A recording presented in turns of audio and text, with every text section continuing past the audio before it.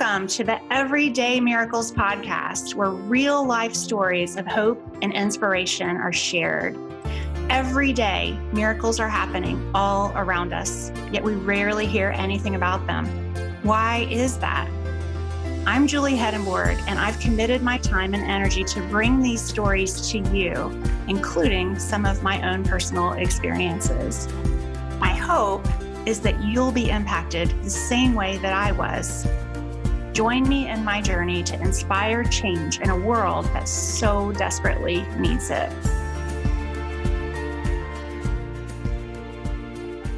Hey, welcome back to Everyday Miracles podcast. I'm Julie Hedenborg, your host, and I have something so special for you today. Today's topic is how to overcome loss and find joy in the everyday. And I have a beautiful woman here from Pennsylvania who is passionate about this topic. She is passionate for Jesus. She's passionate about helping other people and loving people. She's passionate about other cultures and animals too. So I'm excited to have her here today. She is an author. She's an educator. She is an inspirational speaker. She just recently spoke at the Staying Strong Summit. And on her website, you'll find a list of podcasts and all kinds of engagements to get more from this beautiful woman. Amy Bovaird, she's been through a lot of trials in her life, and she's been through some real loss. She has overcome, and she's written a beautiful book I have here. She's actually written 3. But this is the one that I just finished reading. It's called Seeking Solace, Finding Joy After Loss. For those of you on YouTube, here is what it looks like. It's available on Amazon. And in that book, she shares a lot of her personal journey and the ways that God blessed her and healed her heart, sometimes even supernaturally, in what she experienced. So we're going to hear some of that today. And I think all of you are going to leave this interview completely inspired. This is a time when I feel like so many people are dealing with loss, right? Who isn't? It's been crazy last year or so. So I think this is going to bless a lot of people. So Amy, welcome. Oh, thank you so much for having me. It's great to be here and to have this wonderful platform and to share this intimate talk. It's great. Yeah. So I'd love for you to start. I know you had the privilege of living in the Arab Emirates. Did I say that right? The United Arab Emirates. United Arab. Can you talk a little bit about your life there and how things worked out for you there? Yeah. Well, I had the privilege of living in this kind of village area called Ras Al Khaimah, which means head of the tent. And so we lived with the camels and the goats and the sheep and a very wonderful community of locals and expatriates. So it was about an hour and a half from Dubai, and I was trying to get closer to my husband. I had been married to him, an Egyptian captain in the military, for about 5 years, but we had been separated by distance because he was trying to get out of his military legally, and he was illegally married to me. So he had gone against his country's regulations, military regulations. So I was just trying to get closer to him. Jobs in Egypt fell through, so that was it. So I started that year, and we tried during that year to get him out of the military. He kept signing papers, and then they kept rejecting his desire to get out. So at the end of that year, May of that year, he left the military with he was kicked out of the military, but he didn't have to face a court martial. None of his family was put into prison. It was so amazing that he could come and join me in the Emirates. Now, people might think this is a little bit unusual, but I think that I married someone of a different faith, a different culture. We had so many roadblocks in front of us before we married, and we just kept ignoring these things. And I was probably carried away because of his devotion to me and undying love. And the other thing is that I was losing my vision, and he told me this wonderful, beautiful thing. You don't need to see, Amy. You see with your heart. You don't need to see with your eyes.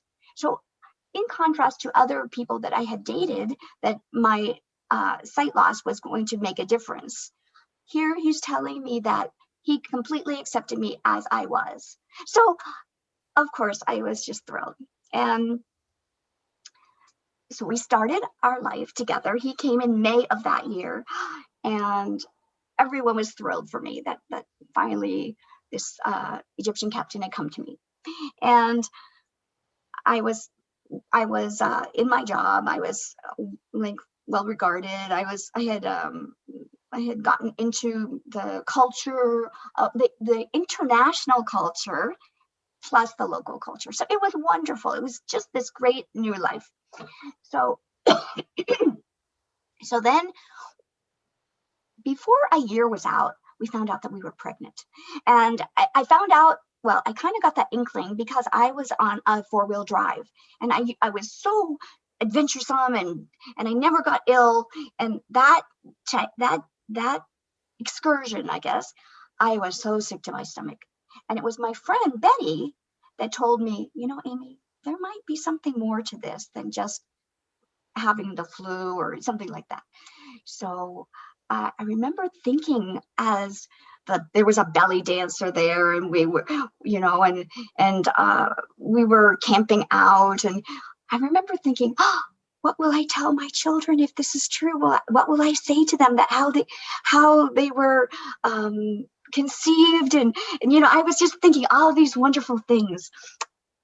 And so when we got back 4 weeks later, we went to the doctor, and he confirmed that I was pregnant. It was amazing because I didn't imagine that I, the adventurous, would ever want to be a mother. And oh my goodness, I'm pregnant. And then we found out shortly, maybe another month, that I was pregnant with twins. And it's just like, I can't believe it. This is really happening. I'm pregnant with twins. And what was even more amazing was that the twins were due on my mother's birthday on August 11th. So I thought, oh gosh, this is just such a gift, you know. And so I couldn't wait to tell my mom that I was pregnant. So we just talked about it, and I actually shared it with the other teachers at there were 2 colleges, a men's college and a women's college, and I actually shared it with them, and in an email. And I waited until the 12th week or something, and then I said, can I share it? So I sent it out, a blanket email to the entire campus telling them I was pregnant with twins. So right. So it became very public. And I remember the doctor even said, you're going to be as big as a tea table. Oh my gosh, because all my life I was slender, and I thought this is going to be really exciting. And so the night before my 20th week, the big 5-month where you find out about the size and the sex and all this, I went to the doctors, and the night before I felt the first kick. It was like I was by myself lying on the sofa. My husband was looking for an apartment, for a house for us, right? And so I was by myself feeling this wave, and I'm like, which one is it? And I just couldn't wait. So during the checkup, I had gone to the American hospital there, and they were trying to get the measurements, and they had a sonogram, and the nurse was kind of slow about it, and then I'm like, she says, I'm sorry, ma'am, I can't find a heartbeat. And I'm like, well, look harder. I mean, like, what do you mean you can't find a heartbeat? I'm thinking she's just needs to move the instrument a little bit differently or something, And I didn't quite understand at first that she was saying that the first baby did not make it. And so I, at that point,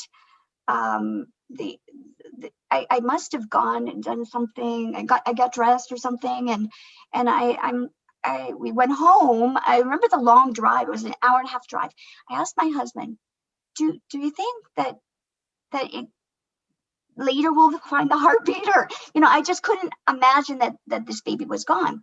And so then maybe a week I went back to work that day. I was a teacher, so at the college, and my friend said, Amy, I had gotten, my cheeks were very big, and I looked like a football player. So she was a little bit concerned about me, and my ankles were very swollen. So she told me to leave work and to go and take a rest. And after a weekend, she told me she was taking her son in to get new glasses or something at the American hospital, and she would give me a ride in. And I remember just really fussing, not wanting to go. And she said, no, you really need to go, Amy. I can give you a ride. It's hard to get in there. And she took me in, and it was, wow. They kept on taking my blood pressure. I'm like, why are they taking my blood pressure? So anyway, to make a long story short, we found out that I was very ill with something called preeclampsia, and I had to be immediately hospitalized. I was moderate to severe. Well, I was at that point moderate. So they put me in a room, a dark room, and it was just so melodramatic. They wouldn't even let me say goodbye to my friend. And they had the light off, and really the 2 days that followed that were life-threatening. So if they had to get my blood pressure down, they had to get protein out of my kidneys, and the edema, the swelling down.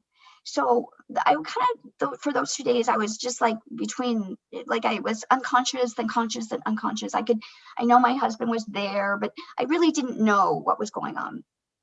And I could see the doctor briefly, and then anyway, so they decided I should stay in the hospital in Dubai.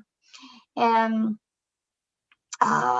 so that was it was a couple weeks in the hospital. Maybe it was only a week. I can't remember. Anyway, they had to transfer me to Dubai Government Hospital because they didn't have a dialysis machine, and my kidneys were shutting down. So it was just terrible in the beginning, because all of these women, I was in a room with 6 women who were screaming and crying and losing their babies. And so I thought, I'm in hell. I'm in the wrong. I need to go home. I need to get out of here. And my husband said, no, this is the best place for you. So God gave me these CDs and different things, and I realized with the other women that I wasn't in any pain. They were in the throes of miscarriage, and they were in so much pain, but I wasn't. And God had me in that ward for a reason. He wanted me to reach out to them and to comfort them. And there was a Pakistani woman, and she was screaming and screaming, and nobody was coming. I'm like, so I had to go into, she was screaming. So I went over to her, and I just held her, and I just thought, we don't need language, to comfort somebody. And little by little, God showed me that He had placed me in that ward to encourage these women. So yeah, there was good that came out of that. Right. Oh, and that is a dire situation. I had some preeclampsia towards the end, but when you were on the verge of eclampsia and HELLP syndrome, and that can really be that can be really bad. So you weren't just hanging out there. Like, that's impressive. That's impressive. Yeah, my family was so far away, and sometimes because I was on IV, and my veins were collapsing and stuff, I had a lot of emergencies. And sometimes my mother was on the phone with me from the United States, and she was kind of afraid of foreign countries. Like, she did not like them at all. And one time I remember I said, oh no, ow. And she's like, what's going on? What's going on? And I don't know, maybe a vein collapsed or something, but she actually came to visit me. My sister and her husband brought her, and I was really close with my mom. And so this meant so much that my mom came to me, and my sister and her husband. So like all of these things, even when I was like away from my family, God would put people in my life to encourage me all the time. You know, a pastor that we had, wasn't my church. It was the church I attended, but wasn't my church, right? And it was the church that was available. He was just so putting his hands up in the air, singing praises, ministering to the people, and it's against the law. And he was doing this out of boldness, and nothing ever happened to him. He was never put in jail. It was just such people loved him. It doesn't matter what nationality. There were, Indian, just so many different national. I was the only American, the only Westerner, but he ministered to them, and he came to visit me once a week. So, I mean, how lucky was I? And like my colleagues would come, and once in a while, we lived about an hour and a half away. So, and there was a woman, a nurse from Zimbabwe, that would come and talk to me. So sweet, so kind, and just entertain me with stories about the animals in her country, and just people that cared about me. So that was the really positive things. And even when my mom arrived, the baby didn't make it. She was born, and she just struggled so much, that she lived for 8 days, and then they told me that my baby was not there, right? And I had one of the CDs that my friend Betty had brought me was a song I had never heard before I went to the hospital. It was called God Use Me. And I listened to a song about how God knows what we're going through even before we go through it, and how he comforts us in different ways. And so I listened to the CD, and I was put my head under the covers, and I was crying and crying, and yet God was there with me. He knew that pain that I felt, and he gave me that song that as the rivers flow, it was so beautiful. And I even gave the CD for someone, a nurse, to listen to. And she said, Amy, I'm so far from my family too. I can't listen to this, because she was so sad for me, and and after my mom came, I keep starting to say this, but before she came, I saw one dove, and I had been put into another ward for people who had already had they took me out of the problem pregnancy ward and put me into the recovery ward. And there was a window in that place, and there was one little bird, and came and sat on my windowsill and looked at me, right? Then my mom came, and I was so beyond thrilled that my mom came. And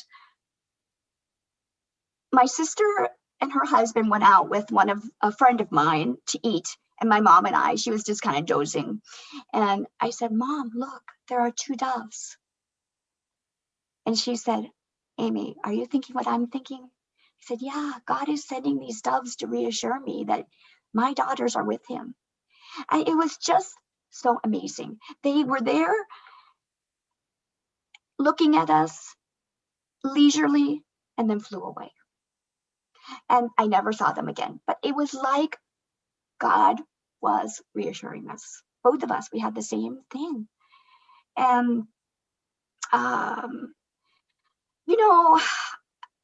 it's always difficult when you lose a baby. But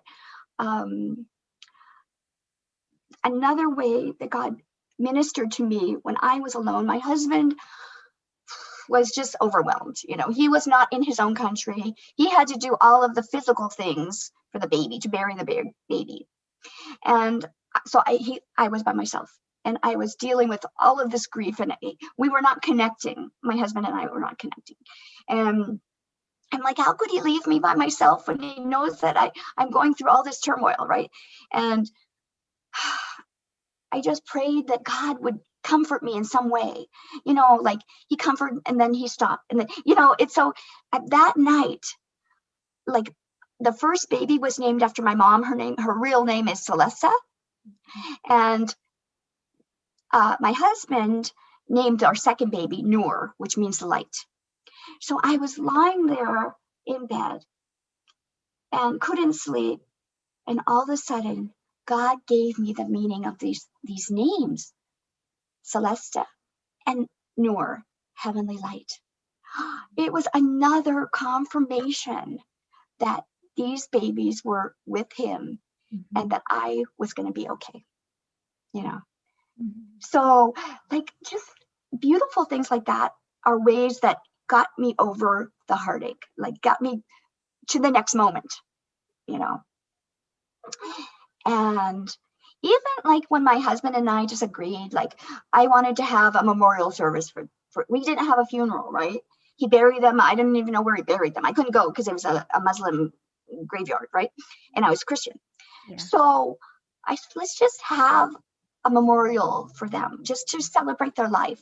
They were part of me, right? He did not want to do that.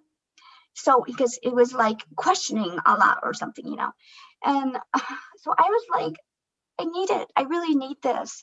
And so my friend and I went ahead, Betty, and we planned this little service, and we invited some of our close friends, and we went to the bird market, and we got maybe we got 3 doves. Maybe there were 3 for sale, or I don't know. But we had some doves, some people call them pigeons, some people call them doves, whatever. So and I was going to release them to fly away, right? And of course, something strange always has to happen in my life. So I had them in a box, and I took them out on the patio, and I said, okay, fly. And they just walked. Oh. They walked in the box and on the patio, and everyone's saying, fly. And I'm like, they're not flying. Their wings are clipped. And they couldn't fly. So I had to quickly gather them up because I have cats outside. Oh, no. Quickly gather them up and put them in the box again and put them in the spare room. And we had a kind of chuckle about that. But when a couple weeks after their wings grew back, then they flew away, But I mean, it was just so funny. And they were saved. That could have been really bad. And I guess I could relate to that too, because I felt like my wings were clipped. I wasn't at my best, and I had to get through all of these things. I had to recover. So I could relate to those birds, And so, and then there's another thing that God did. Well, my friend Betty suggested that we get some, I don't know, a plant to just to remember our babies. And so at the memorial service, we planted 2 jasmine trees. So I was imagining this wonderful smell and thinking of the babies. Well, these jasmine, they're just like withered, One of them seemed to be green, but the other one just didn't do very well at all, right? I was thinking, well, that's kind of like the babies themselves. One at 5, we didn't know when she passed away, right? And so I just watched these plants, and like right around May, like on Mother's Day, that was the day that I found out that I lost a twin. The second twin was on Mother's Day in the US, right? So that year later, I started to see buds on that one tree. And right around, it was, maybe it was May 1st, I started to see a few buds.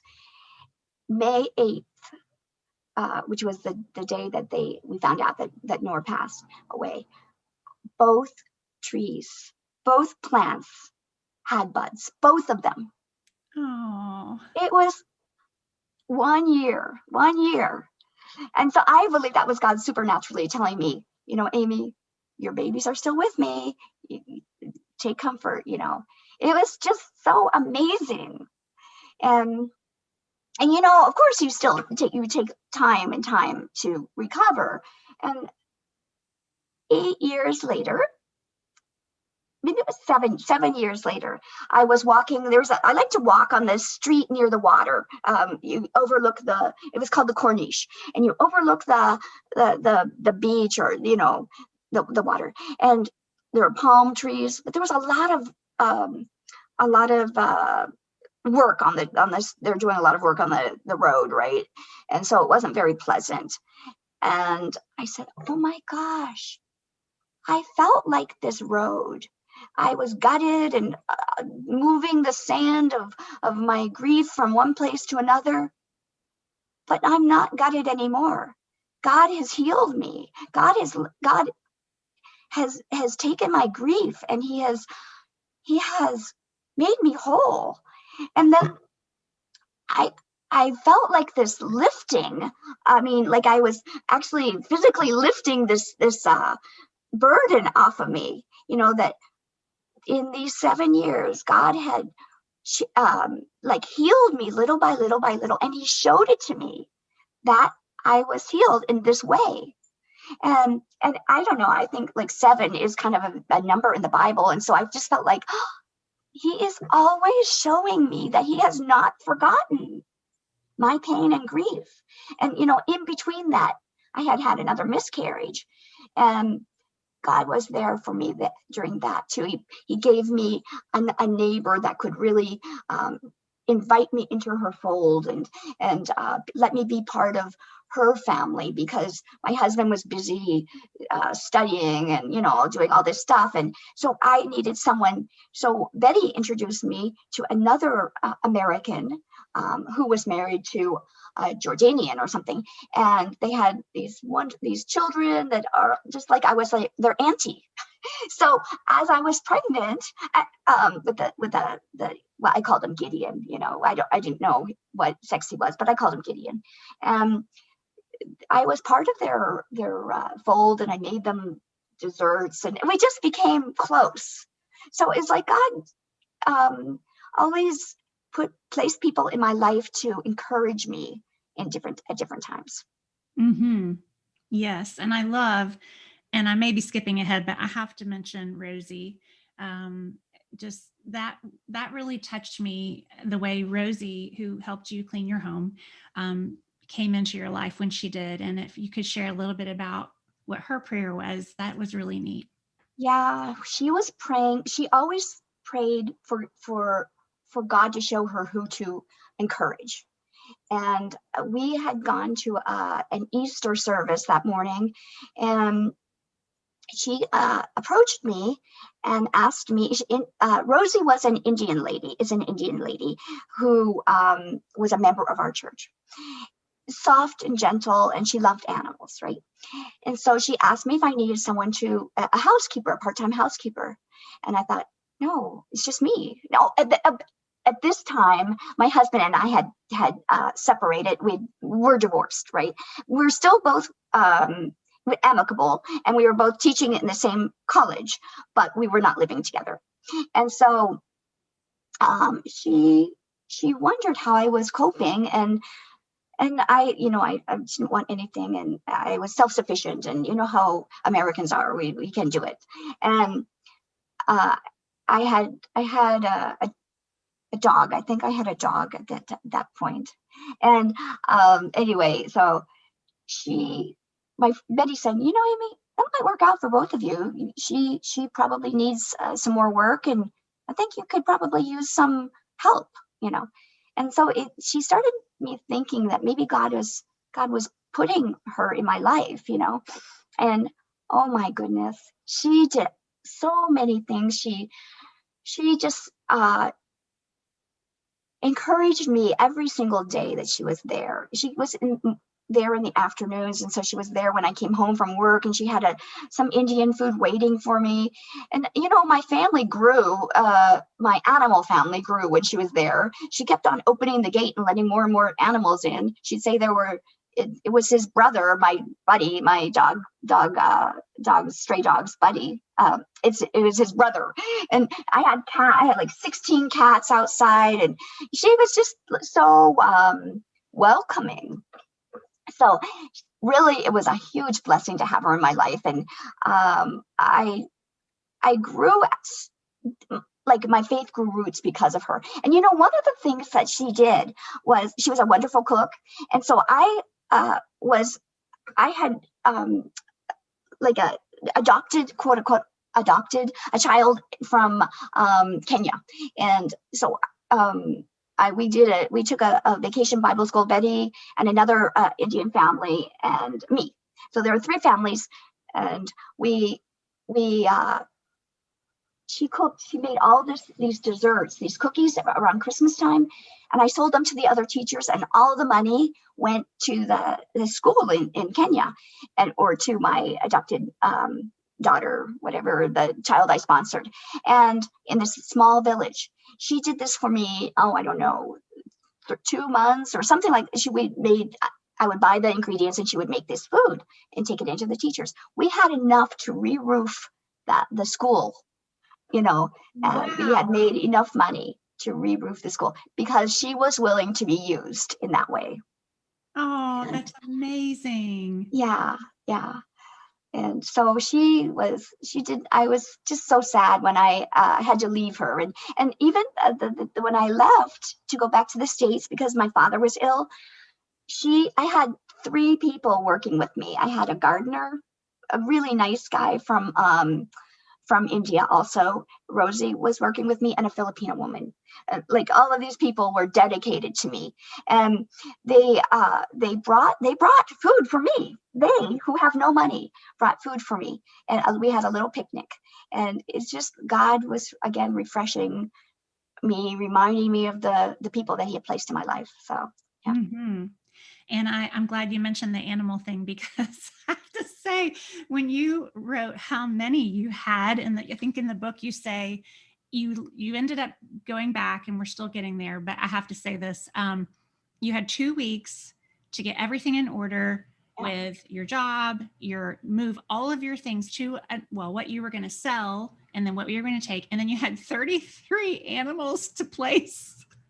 Yeah. That's a whole podcast episode, like 2 weeks placing 33 animals, because I feed some feral cats. My husband's allergic, but and I have some birds, and I have, we have a lot of critters. We love animals, but I mean 33, that is so amazing that you got them all rehomed. And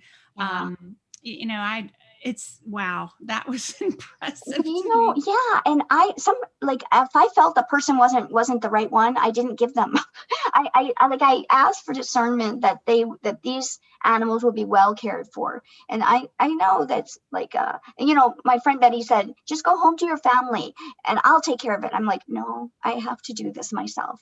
And I had to make sure. And it was heartbreaking for me when I had to let the 2 other dogs go to and Buddy, I had a black lab mix with short legs, and he was like, where are they going? How come I'm here by myself? And my heart broke for him. He said, you're going to come with me. You're going to come to the States with me.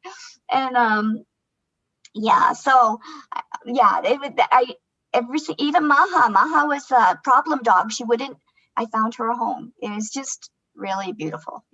Yeah, there's so much in the book, but the loss, all that you went through, with your husband too. We haven't talked a lot about that, but I do want to talk, we've talked about loss, but you talk in the book about some anger that you had, looking back on that, you actually threw him a party 2 months after your divorce. I don't think I could have done that. How did you work through that? You can share that.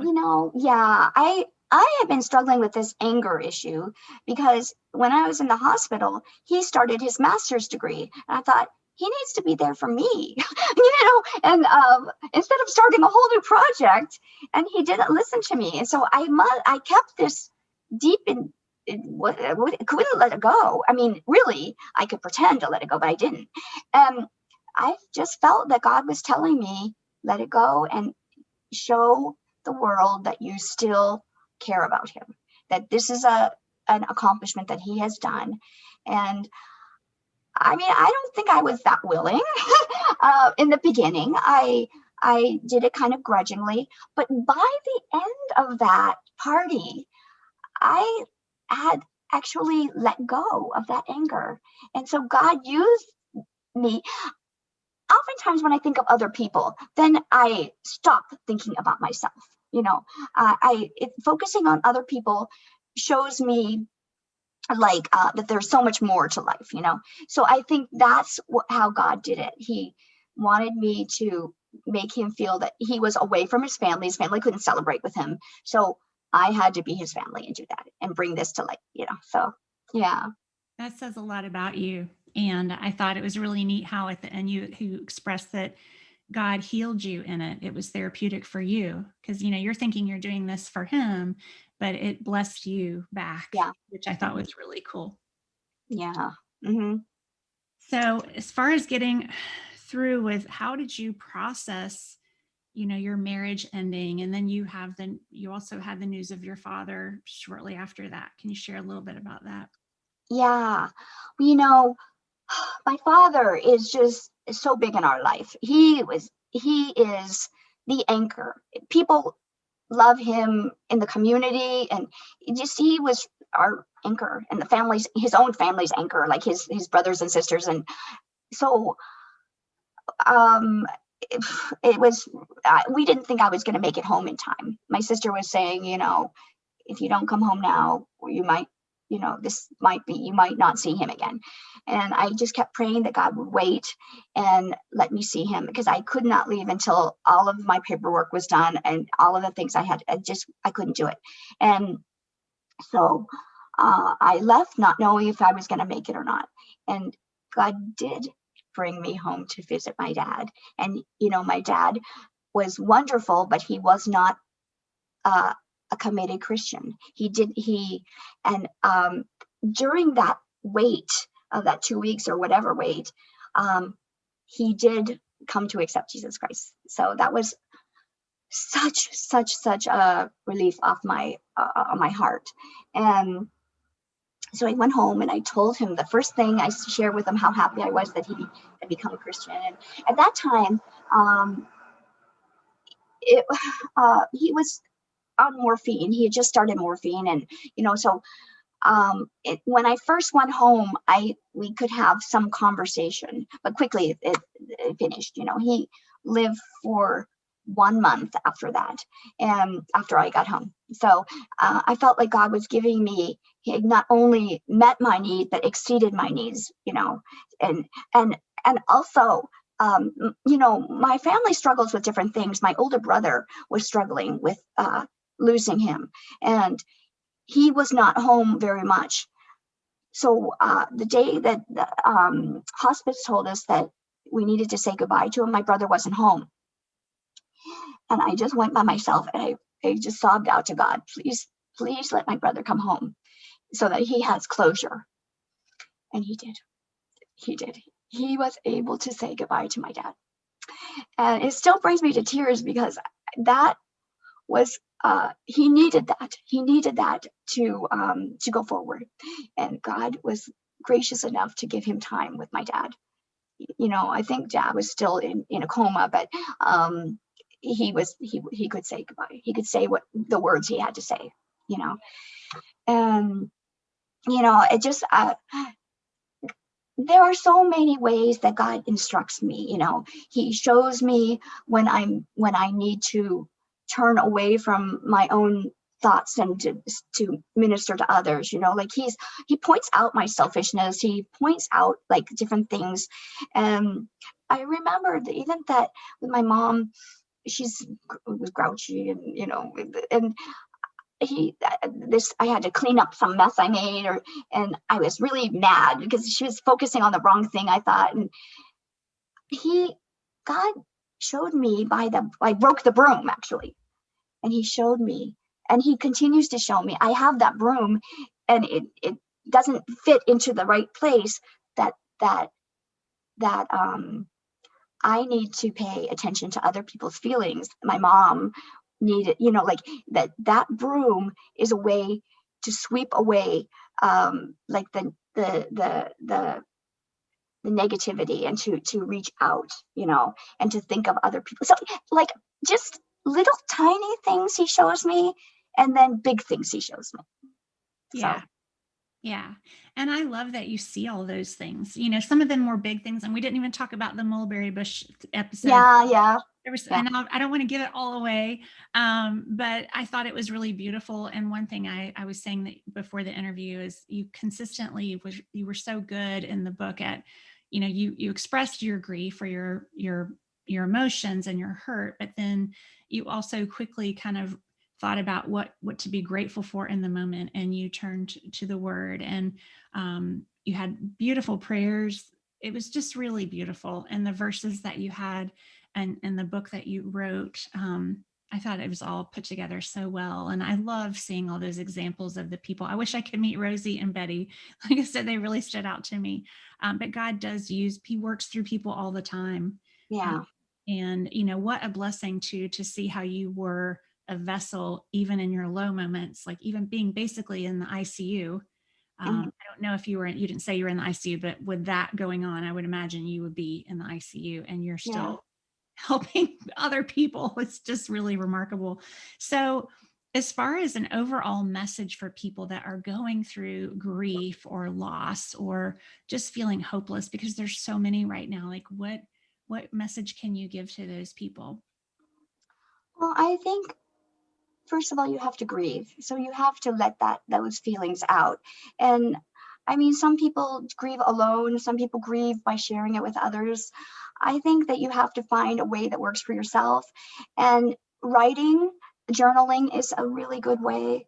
I think for me, that when I reach out to others and I see that others are trying to help me, I feel that it brings me out of that. Um, but everyone is different, and I think that the Bible, the seeking out words of reminds us of our faith, and that there is always someone who knows more and can comfort us.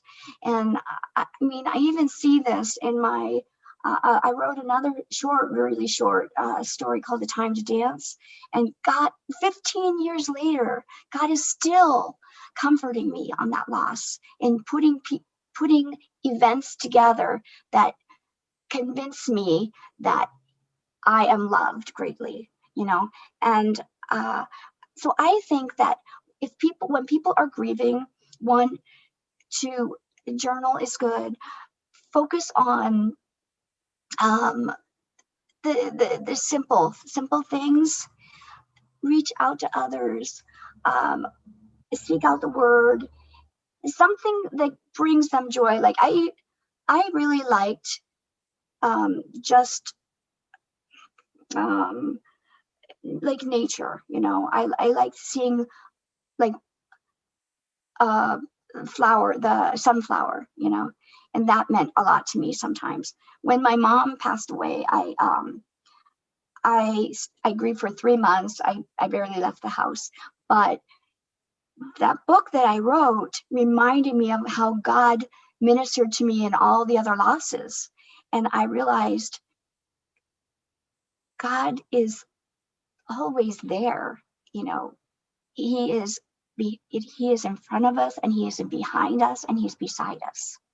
So it's like even when you can't feel it, write it. Write the praise. Write that he's there, and then it turns to you are there, like when I was angry with my husband, I didn't feel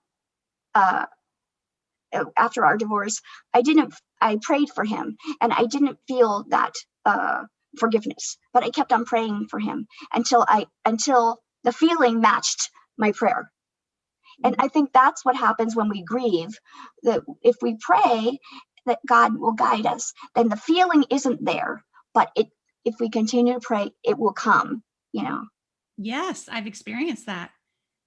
Yes, I told you I had the injury, and I knew I had to pray for him. And at first they were horrible prayers, like, but it changed. Something shifted. I kept being obedient, and it did shift for me. And I didn't expect it to, but it did. So Uh-huh. Yeah, isn't that amazing? Yeah. it it changes your heart somehow. Yeah. For a person, and you do begin to feel it, and it's crazy. It's You can't stay angry when you are praying for somebody, because you're praying for good things. So, yeah, that's beautiful. Beautiful. And I love how even in the midst of what you're going through with the loss of vision that you have, the at 28, you said you were diagnosed with retinitis pigmentosa, which is a progressive hereditary vision condition that results in blindness. So now you're still obviously able to see. You didn't let that slow you down, and you could, I guess it could be very difficult to have to realize something like that is happening, but yet you're pushing through, you're doing this beautiful ministry, and we want to talk about that too. Okay. I'd like to share a scripture with you that really encouraged me. And I always have something that is like a turning point. So one scripture was Jeremiah 31:13. It says, I will give them comfort and joy instead of sorrow, declared the Lord. And so I keep thinking that the pain that I'm going through, God promised me that he's going to give me comfort and joy. So that is something that I hold on to. And the other one for my sight loss is, I will lead the blind by ways that they have not known. Along unfamiliar paths, I will guide them. That's Isaiah 42:16. So I hold on to that one too, because especially when I was doing my mobility training, and I was like, by ways they have not known it. So I was like, I'm wearing sleep shades. This is the way that I don't know. So, yeah. And the other thing is, I wanted to bring up was volunteer opportunities. I'm a member of the Lions Club, and I often serve people in the food bank. And so, because I don't think, sometimes we think that if we have a disability or something like my sight loss, that people only serve us, but we need to, God gave us so many abilities and that is another thing that I think I use to bring joy is to myself, that I know that I can help other people, that it's not just, people have to help me, so. Excellent. It's an exchange. Yeah. I love that. Can you share a little bit about what you do with your writing online and how you're reaching people that way? Yeah, I've written a book called Mobility Matters, Stepping Out in Faith. And that is how God placed the completely blind mobility instructor into my life and taught me by example how orientation and mobility, having a white cane, could change my life, could empower me.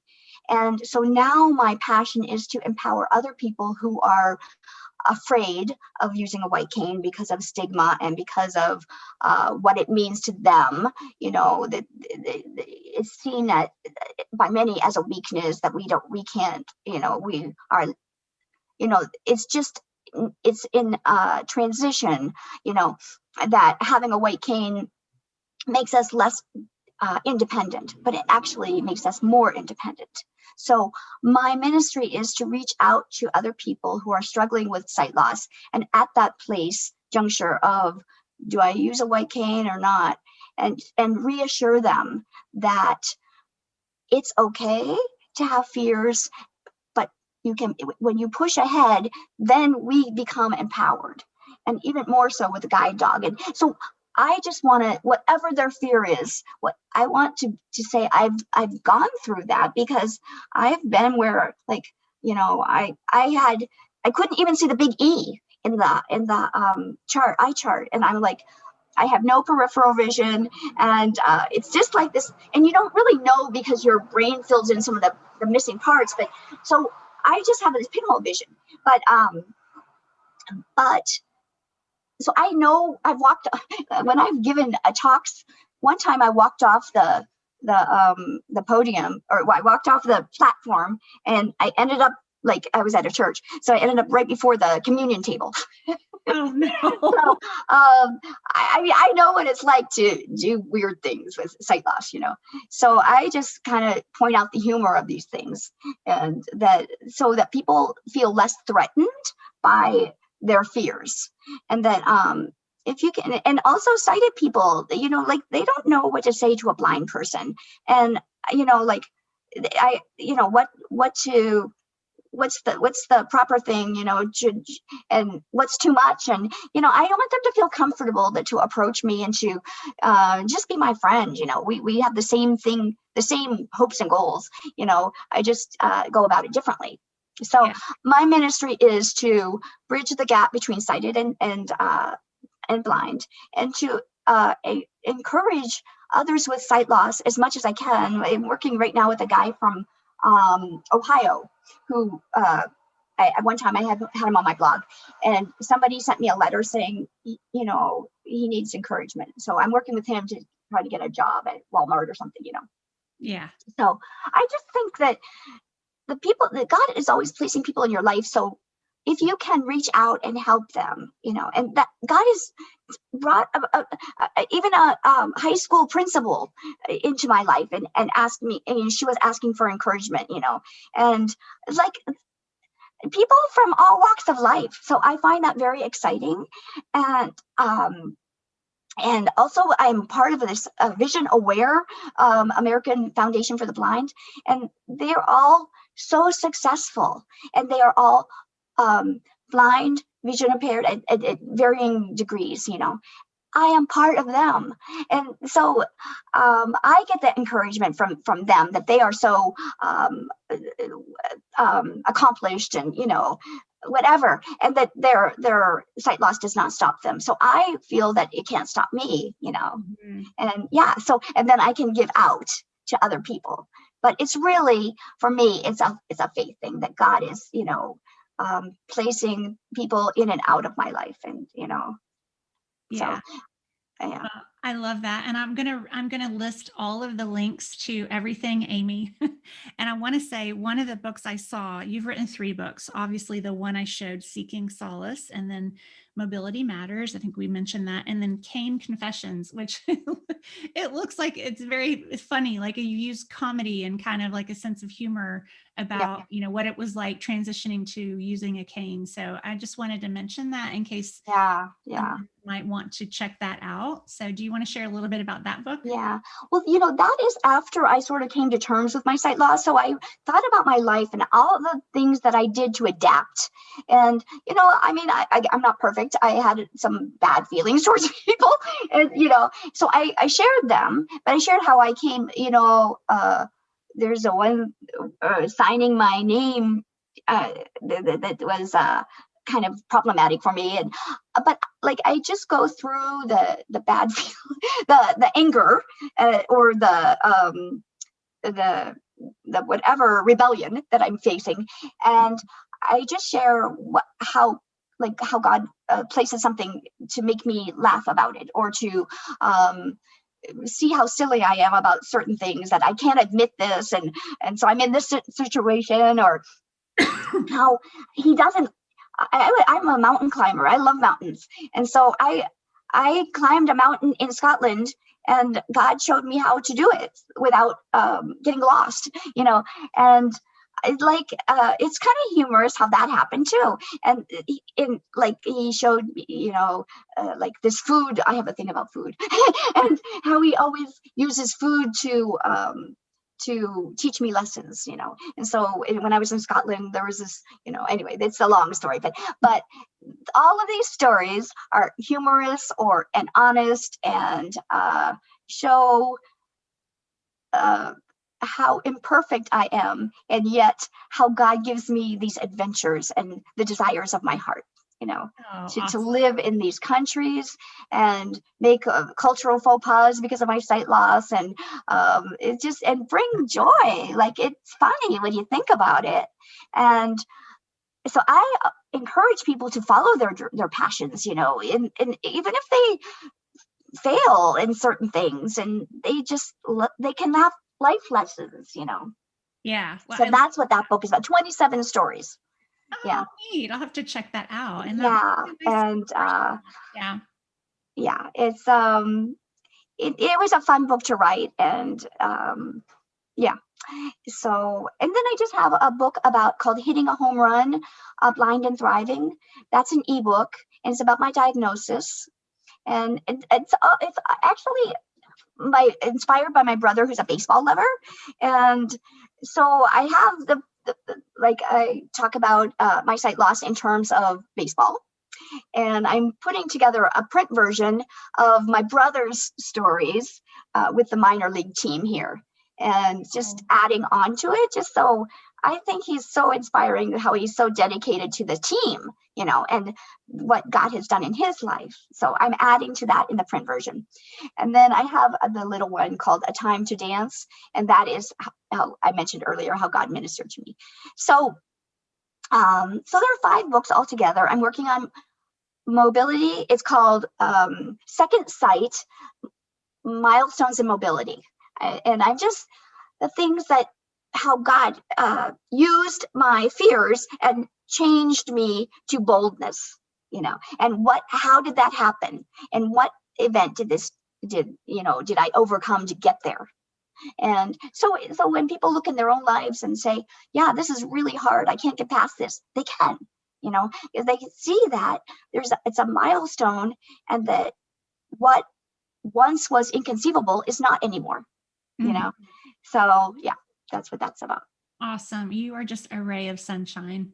And I just know this is going to bless a lot of people. So your website, if you could share that for those that are listening that may not have the link so easily accessible, can you share that?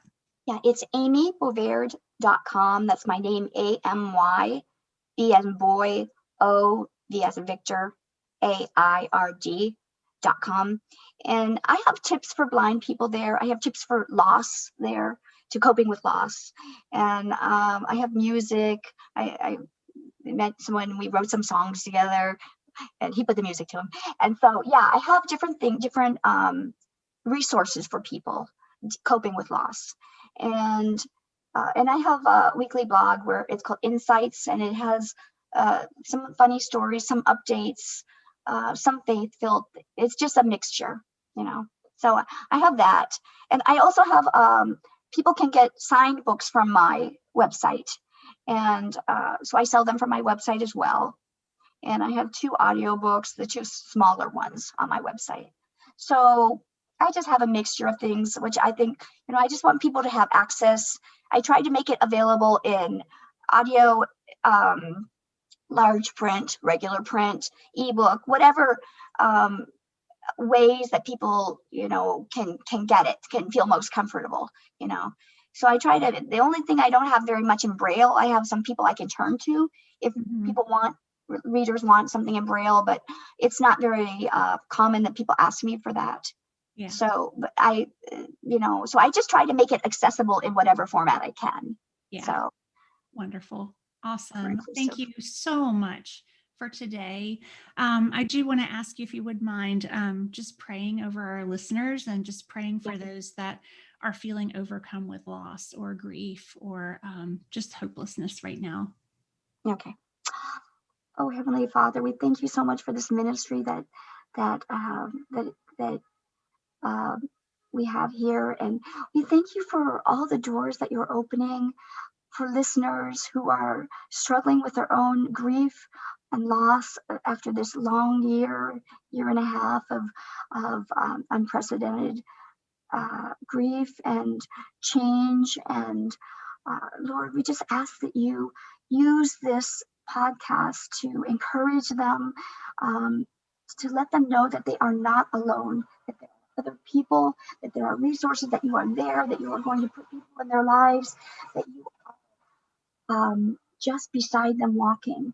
And Lord, I'm so grateful for how you show us. So please, dear Lord, show the listeners of this podcast that they are with you, that you are with them, and that you are going to get them over this impossible hump in their life of losing maybe their dreams, if they're going through divorce, losing them through losing hope. Just infuse them with new hope, Lord, that you are going to be working in their lives, and you have never stopped working in their lives. We just ask this in your name, in Jesus' name, amen. Amen. That was beautiful. Thank you, Amy, for this time. And just pray blessings over your ministry too. We're going to keep praying for you. So beautiful. So thank you everyone for listening today. And if you have a miracle that you would like to share with me, please reach out to me at everydaymiraclespodcast@gmail.com. I have taken a little time off at the beginning of this year, so I have a lot of people posting, and I'm going to get them all out. We are not slowing down much longer. So thank you for hanging in there with me, and God bless you.